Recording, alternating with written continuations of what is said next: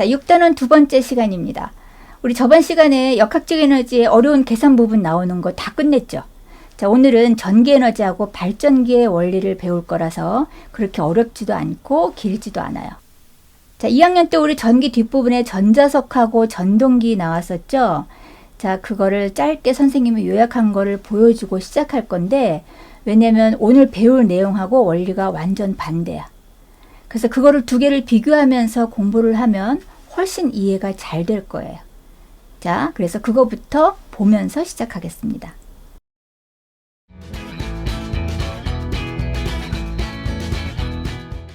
코일 주위에 생기는 자기장. 도선을 1000번, 2000번, 여러 번 감으면 그럼 전류 주변의 자기장을 크게 확대시켜서 사용할 수 있겠죠.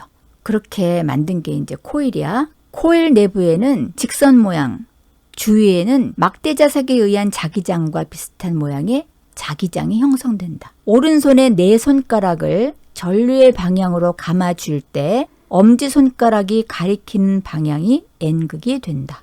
코일이 동글동글 이렇게 막 감겨 있으니까 이 동그란 네 손가락이 코일 방향으로 향하게 돼. 그래서 네 손가락이 전류 방향이고 요번에는 엄지손가락이 자기장 방향을 자연스럽게 얘가 향하게 돼요. 저 사람 손이 막대자석처럼 그려져 있지? 그러면 저 엄지손가락이 N극처럼 위치한다. 막대자석과 같은 역할을 한다. 자, 그래서 코일 주위에 생기는 자기장, 이거는 코일이 막대자석처럼 자기장을 만드는 거다. 그러면 우리 3학년 때 전기 에너지를 활용한 도구를 이제 쭉 볼 거예요. 자, 그럼 첫 번째, 전자기 유도는 뭐냐? 조금 전에 봤던 전동기, 전자석, 이거와 반대되는 현상을 활용하는 거라서 전자기 유도 현상에 대해서 한번 이제 설명을 할 거야. 자, 뭐가 반대냐? 자기장이 전류를 만드는 현상을 이번에 활용할 거야. 그래서 지금 그림에 보면 자석이 움직이는 그림이 나오죠? 그럼 저기 코일에 밑에 보면은 검유계라고 나오는데 이름을 들으니까 좀 유추가 되지? 검유계, 전류가 흐르는지 안 흐르는지 검사를 할 수 있는 기계다. 뭐 이런 뜻인데 전류가 안 흐를 때는 0에 있다가 오른쪽으로 흐르다가 반대 방향으로 전류가 흐를 때는 또 반대 방향으로 흐르는 전류의 방향까지 검사하게 하는 검유기를 연결해 놓은 거야. 지금 오른쪽 코일에는 전류를 흐르게 할 수 있는 전원장치가 없는 거죠. 자, 우리 한번 봅시다. 자, 가운데 그림을 보면 가운데에 코일이 막 감겨 있고 검유계가 연결돼 있고 막대 자석이 정지해 있어. 자, 왼쪽에 가까이 할 때, 자, 지금 막대 자석이 코일에 가까이 접근한다. 그러면 접근하는 순간 바늘이 오른쪽으로 돌아가. 그 다음에 오른쪽 그림으로 갑시다. 그랬다가 막대 자석을 코일에서부터 멀리 떨어지게 한다. 그러면 검유계 눈금이 반대 방향으로 확 돌아가면서 좀 전에 가까이 할 때랑 반대 방향으로 흘러요. 그래서 자석을 가까이 했다 멀리 했다. 그럴 때마다 전류가 흐르는데 반대 방향으로 흐른다. 그리고 이거를 가까이 하는 행동이나 멀리 하는 행동을 멈추면 전류는 다시 멈추게 돼요. 그래서 자석에 의해서 전류가 흐르는 현상, 전자기 유도 현상이라고 합니다.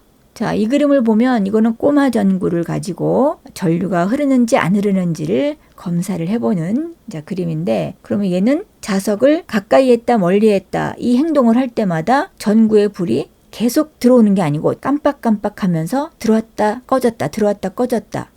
하지만 전류가 방향이 바뀌는 거는 확인은 안 되겠죠. 자, 그래서 아까와 같은 현상을 전자기 유도 현상이라고 하고, 자, 그렇게 흐르는 전류를 유도 전류라고 할 수 있습니다. 자, 읽어봅시다. 전자기 유도 현상에 의해 코일에 흐르는 전류 방향은 자석이 움직이는 방향이 바뀌면 전류의 방향도 바뀐다. 세기는 자석을 빠르게 움직일수록 그 전류의 세기가 강하게 흐르고, 이 유도 전류의 세기는 자석의 세기가 센 자석을 사용할수록 전류의 세기도 세고, 코일에 감은 횟수가 많을수록 유도 전류의 세기가 더 세다. 자, 다시 이거는 굉장히 중요한 것 같이 좀 느껴지지? 자석을 빠르게 움직일수록, 자석이 강할수록, 코일에 감은 횟수가 많을수록, 요거는 꼭 외우셔야 돼요. 자, 그럼 이거를 선생님이 애니메이션으로 이제 표현했어요. 그래서 간단한 기호를 이용해서 그린 회로도로 표현한 그림입니다. 자, 저렇게 전자기 유도 현상이 일어나는 그림이고 저렇게 만들어낸 전류를 유도전류라고 합니다. 자, 그러면 유도전류의 세기는 어떤 때 세냐? 코일을 4번 감을 때보다 8번 감았을 때 더 셀 것이고 자석을 빠르게 이동했을 때 더 강하게 유도되겠다. 동화교과서에서 이제 나오는 내용인데, 자, 이렇게도 실험한다고 추가적으로 나온 내용인데요. 같이 보자. 코일과 검유계를 연결하고 자석을 코일 가까이로 가져갑니다. 자석을 코일 속에 넣고 움직이지 않습니다. 자석을 코일에서 멀어지도록 움직입니다. 더 센 자석을 이용해서 실험을 반복합니다. 자, 1번에 자석을 코일 가까이 가져가면 바늘이 오른쪽으로 움직인대. 2번에 자석을 코일 속에 넣고 움직이지 않으면 전류가 없다 그랬죠? 0이라 그랬죠? 그래서 움직이지 않아요. 검유계 바늘이. 3번, 코일에서 자석이 멀어지게 하면 그때 또 전류가 흐르는데 전류의 방향이 반대라 그랬죠? 그러니까 검유계 바늘이 왼쪽으로 움직인다. 더 센 자석을 이용하여 실험을 반복한다. 그러면 자석을 가까이 하거나 멀리할 때 검유계 바늘이 더 많이 움직인다. 동화 교과서에서는 이렇게 실험을 했습니다. 그리고 확인 문제에서는 이런 문제도 있습니다. 설명으로 옳은 것은 동그라미, 옳지 않은 것은 X로 표시하시오.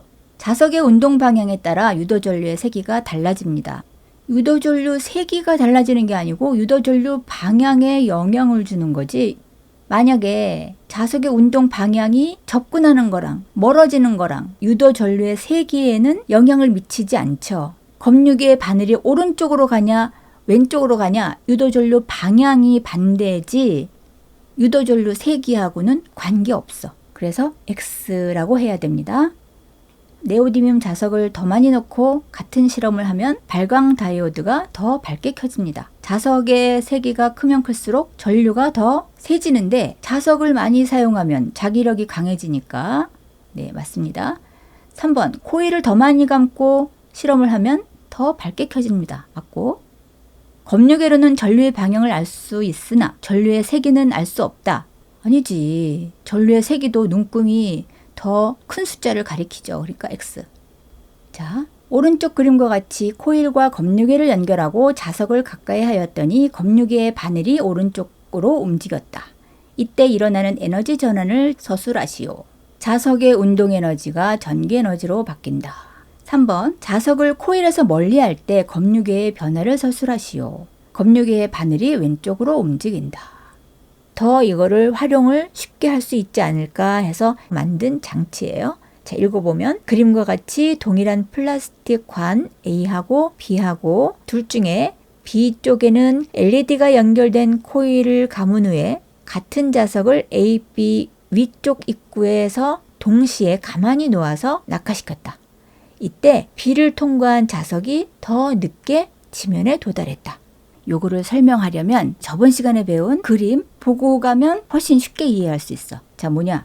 공기의 저항이나 마찰이 없다면 에너지가 손실이 하나도 없다고 이제 이론적으로 계산만 했었는데 그걸 한번 그림으로 선생님이 표현을 해줄게요. 공기의 저항이나 마찰력이 없을 때 지면의 충격이 고스란히 전달돼서 엄청 무거운 공 같은 경우에는 지면이 완전히 부서질 정도로 충격을 받거나 또는 탄력이 있는 공 같은 경우라면 똑같은 높이까지 튀어올라. 그래서 연구기관처럼 계속 같은 운동을 하겠죠. 하지만 공기의 저항과 마찰로 인해서 사실은 점점 에너지가 감소한다. 그러면서 역학적 에너지의 일부가 감소해서 공에 튀어오르는 높이는 점점 낮아진다. 자, 이거를 기억하고 아까 이제 그 도구랑 연결이 될 거야. 이 유도전류 장치를 봅시다 하는 거야. 얘도 자석이 밑으로 자유낙하 운동을 하는데 아무런 손실이 없이 떨어지는 거와 뺏기고 떨어지는 거와 다르다라는 걸 보여준다는 거죠. 그래서 지금 A는 B와 다른 게 뭐냐면 이 통 속에서 자석이 밑으로 자유낙하 운동을 해요. 그러면 맨 바닥에 저 자석이 떨어질 때 속력이 있겠죠. 가속 운동이죠. 중력이 계속 한 번만 주는 게 아니고 계속 주니까 속력이 빨라지는 운동이야. 그러면 지금 B에서도 LED라 그래. 꼬마 전구가 아니고 이제 LED인데 지금 LED가 연결된 코일이 없다면 자유낙하 운동을 똑같이 하는데 저기에는 LED가 연결된 코일이 감겨 있어요. 그러면 자석이 접근을 하고 그 다음에는 코일에서 멀어지고 두 개의 과정이 일어나죠. 우리 앞에서 배웠지. 코일에 접근할 때 전류가 흐르고 멀어질 때 전류가 흐르고 코일에 전류가 흐르면서 그럼 두 번에 걸쳐서 LED에 불이 들어오는 거야. 자석이 갖고 있던 위치 에너지가 운동 에너지로 모두 바뀌지 않고 에너지가 손실이 됐어요. 그러면서 왼쪽에 A에서 바닥에 떨어질 때 운동 에너지보다 오른쪽에는 중간에 전기 에너지를 발생시키고 떨어졌기 때문에 속력이 더 느려졌어. 그래서 더 늦게 도달해. 그래서 역학적 에너지의 일부가 전기 에너지로 전환됐고 운동 에너지가 약해져서 늦게 도달했다. 이 실험을 할 때 유도전류의 세기를 더 크게 하려면 중요하다고 선생님이 강조했던 걸 여기서 또 상기시키면서 유도전류를 강하게 할 때 아까 조건이 뭐였지? 강한 자석일수록 코일 감은 횟수가 많을수록 자석을 빠르게 움직일수록 유도전류가 세기가 커진다 그랬죠? 자, 여기서도 마찬가지예요. 자석을 강한 자석을 쓸수록 코일을 더 많이 감을수록 또 자석을 빠르게 움직일수록 자 그럼 빠르게 움직일수록 어떻게 하면 돼? 더 위치 에너지가 높은 곳에서 떨어지면 저길 지나갈 때 속력이 빨라질 테니까 빠르게 할 수 있겠죠? 자, 이렇게 서술형 문제에서 이 LED의 밝기를 더 밝게 하려면 어떻게 하느냐? 이거는 LED의 즉 코일의 전류의 세기를 크게 하려면 이라는 뜻이고 그러면 아까 얘기한 유도전류의 세기가 커지는 방법 3가지를 얘기하면 됩니다. 자, 그러면 우리는 아무것도 한 게 없네. 중력이 일을 했죠. 우리 3단원 배우고 6단원 배우면서 선생님이 이런 얘기한 거 기억나죠? 중력도 일을 하는 거다. 우린 지구에 살면서 뭔가 공중에서 지지대가 없어지는 순간 떨어지면 자연스럽게 물건들은 다 떨어지는 거라고 생각하지만 그 물체를 잡아당기느라고 애를 쓰는 것이고 작은 물체보다는 질량이 큰 물체를 떨어뜨릴 때 중력도 긴장한다. 더 무거우니까. 그래서 질량이 2배면 2배를 끌어당겨야 되고 1m보다 10m를 당기려면 더 애를 써야 되는 중력도 정말 힘을 줘서 일을 하는 애다. 라는 얘기를 했었죠. 그래서 이제 애를 쓰는 존재로 이제 인식을 하면 중력에 의해서 일어나는 어떤 물리적인 것들을 엄청 이해가 잘 돼요. 근데 우리는 중력 때문에 일어나는 모든 일들은 그냥 일어나는 자연현상이라고 생각하기 때문에 무심히 흘러가는 수가 있는 거지. 그거를 캐치한 사람이 뉴턴인 거죠.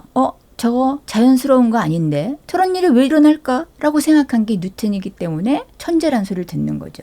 당연하게 생각하는 것들을 당연하지 않게 감정이입을 해서 어떤 입장 변화를 가지고 생각을 해보면 다른 각도로 이해가 될 수 있어요. 자, 이것도 지금 보면 저거를 선생님이 설명을 하니까 지금 그런가 보다 하는데 가만히 보면 자석을 LED가 연결된 코일을 감은 통에다가 그냥 떨어뜨렸을 뿐이야. 나는 아무것도 안 했어. 뭐 하긴 했죠. 중력이 있는 지구에서 내가 중력에 대해서 영차하고 일을 했어. 그랬더니 내가 떨어뜨린 순간 내가 일한 만큼 중력이 또 자석을 영차하고 잡아당긴 거야. 그러니까 중력과 내가 똑같은 일을 내가 한 번 했더니 중력이 또 한 번 반대편으로 한 거죠. 자, 어쨌거나 전기가 발생해. 그냥 움직였을 뿐인데 뭔가 전기라는 어떤 다른 에너지를 우리가 얻었어. 신기하죠? 전기가 발생했네? 정말 쓸모 있죠? 이걸 어디다 쓰면 좋을까?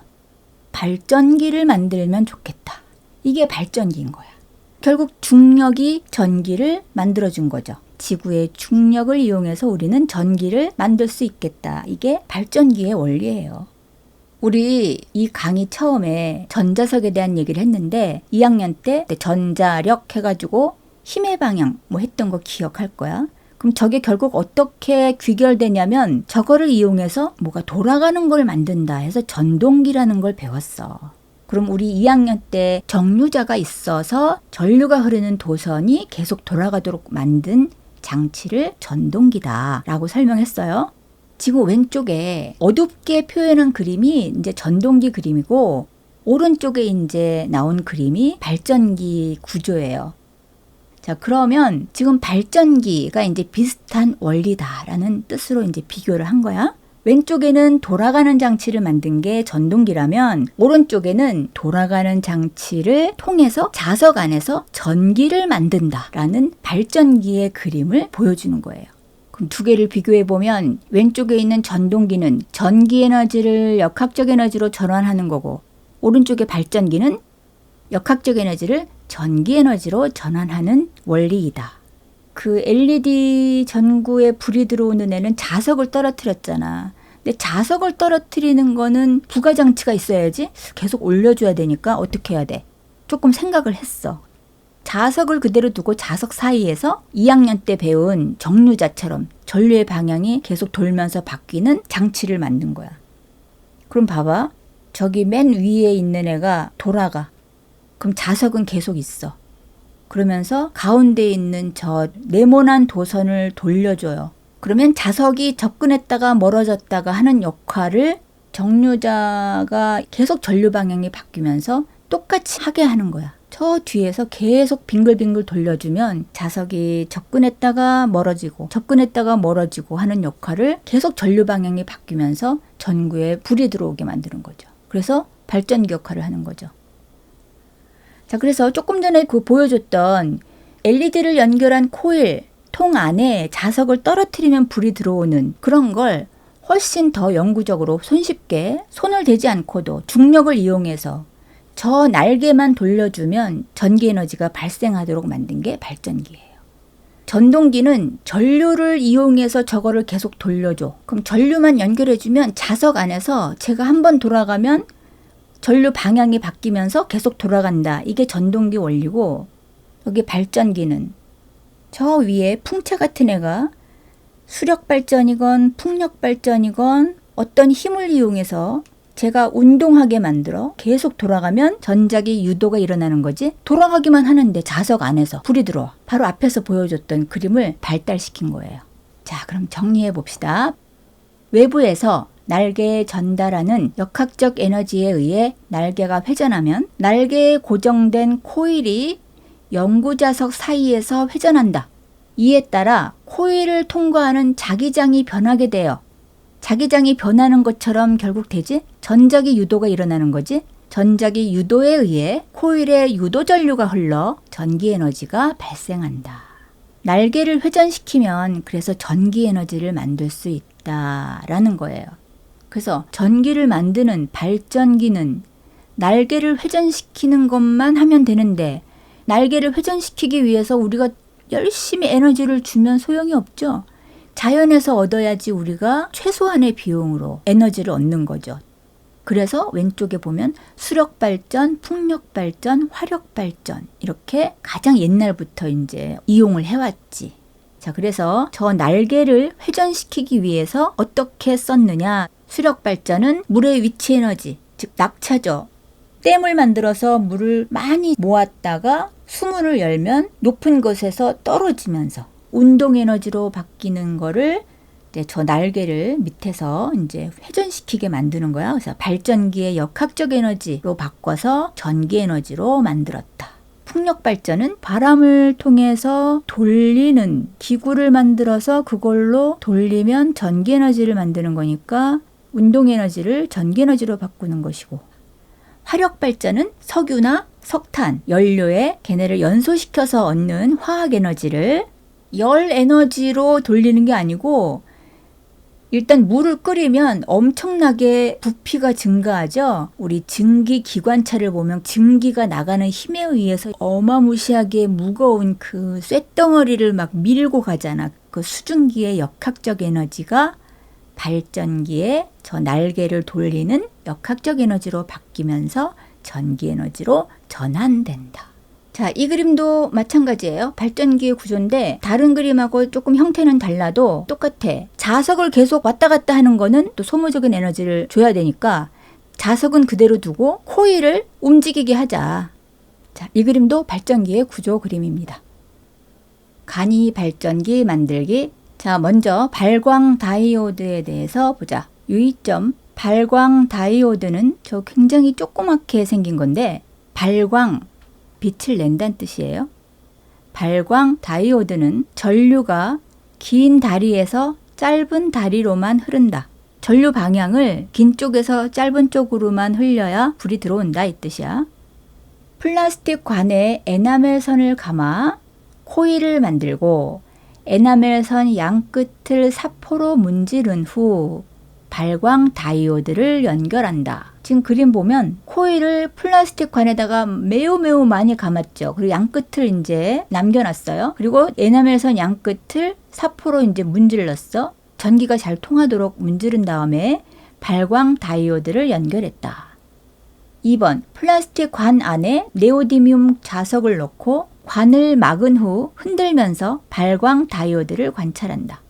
우리 아까 발전기 원리 하면서 처음에 LED 전구에 불 들어오는 그 실험 생각나죠? 흔들면서 발광 다이오드를 관찰한다.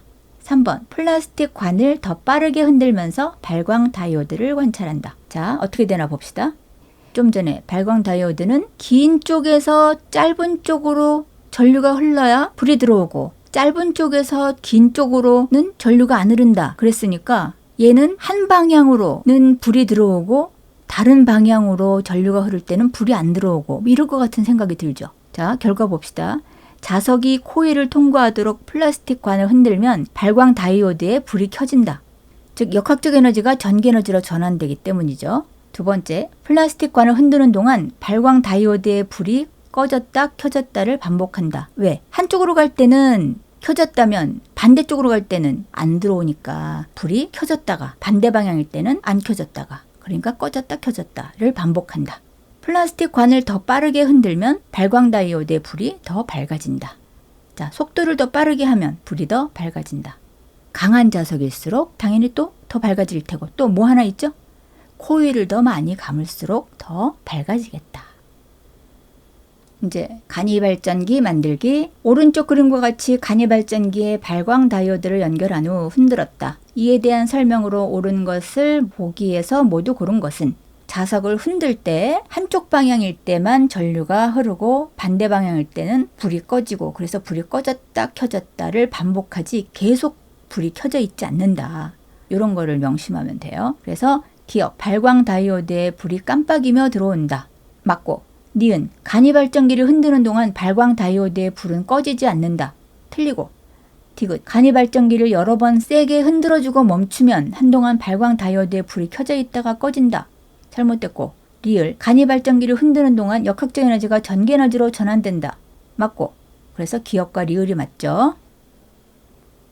자전거 발전기도 되겠다. 좋은 아이디어죠. 자전거를 돌리는 거에 비해서 전기 에너지가 그렇게 많이 발생할 것 같지는 않고 뭔가 돌려서 전기를 발생시킨다는 걸 체험하는 데는 아주 좋은 장치일 것 같아.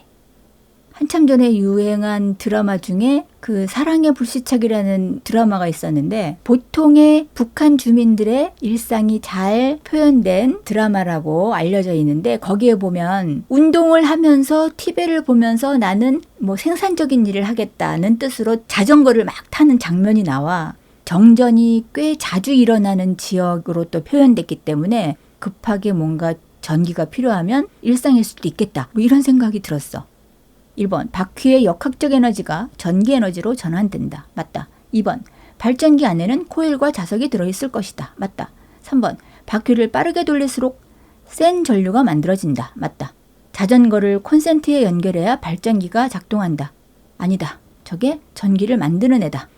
5번, 생산된 전기 에너지는 다른 에너지로 전환될 수 있다. 맞다. 전기로 만들어서 그 전기를 사용하려고 하는 발전기다.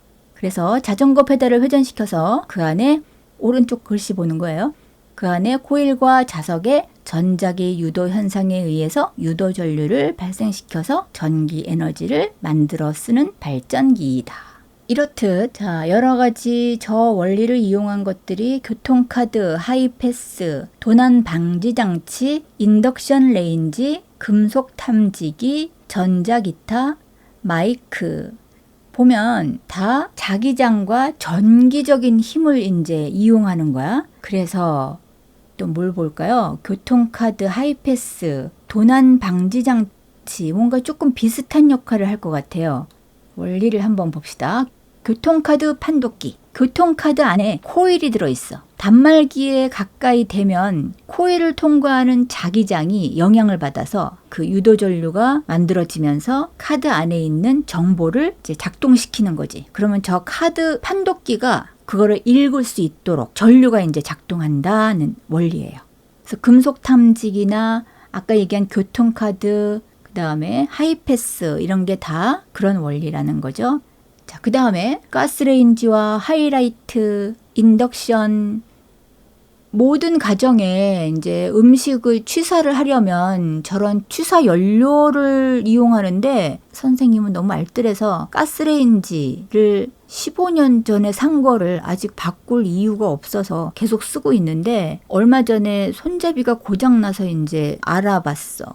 인덕션이라는 게 요새 엄청나게 신기술을 이용한 게 나왔더라고요. 가격이 엄청 비싸. 그래서 난 저게 뭐 그냥 가운데 있는 저 하이라이트는 봤기 때문에 저 하이라이트인 줄 알았어요. 그래서 인덕션은 별거 아니겠지 했는데 저게 바로 전자기 유도를 전열기구에 사용한 거를 최근에 알았어요.